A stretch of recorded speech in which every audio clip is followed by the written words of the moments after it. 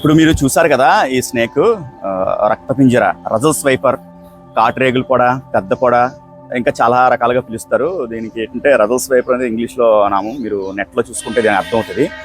ఇది చాలా అత్యంత వెనమస్ స్నేక్ అండి, చాలా ప్రమాదకరమైన పాము. ఇప్పుడు మనకున్న 4-5 పాముల్లో, విషపూరితమైన పాముల్లో ఇది ఒకటి అనమాట.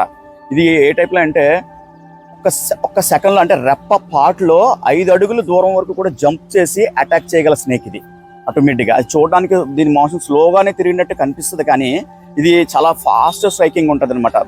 5 ఫీట్ కింద ఉన్నది 5 ఫీట్ గల దాని నోరు పూర్తిగా ఓపెన్ చేసి ఒక జంతువుని పట్టుకోవడానికి కానీ ఏదైనా అటాక్ చేయడానికి కానీ అంత స్పీడ్గా రియాక్ట్ అయ్యే స్నేక్లో ఇది ఒకటి. అంటే కోబ్రా కూడా అంత ఫాస్ట్గా ఉండదు. కోబ్రా అయితే పడగెప్పి అది మనల్ని భయపెట్టి మనం అటాక్ చేస్తానని చెప్తుంది. ఇది చెప్పకుండా కూడా అటాక్ చేసే పాము ఇది. దీని విషయం ఎలా అంటే దీని నాడీ వ్యవస్థ మీద పనిచేస్తుంది. సకాలంలో మనం వైద్యం తీసుకున్నట్టయితే మనిషి 100% చచ్చిపోయే ప్రమాదం ఉంటుంది.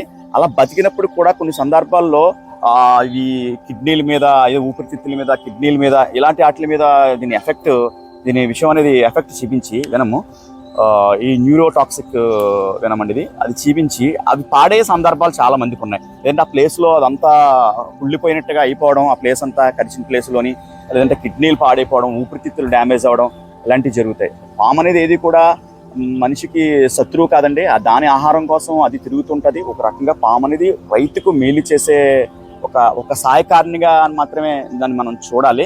ఈరోజు ఏంటంటే లేఅవుట్స్ అయిపోవడం, పొలాలన్నీ విడదీసడం, అవి తిరిగే ప్లేసెస్ అన్నింటిలోని ఇల్లులు కట్టేయడం వల్ల అవి జనావాసాల్లోకి రావడం జరుగుతుంది తప్ప అవి ఏంటంటే అవి ఉన్న ప్లేసుల్లోకి మనం వెళ్తున్నాం, మన ప్లేసుల్లోకి అవి రావట్లేదు. జనందరూ వాటిని చంపకూడదు, గుర్తించాలి. Thank you.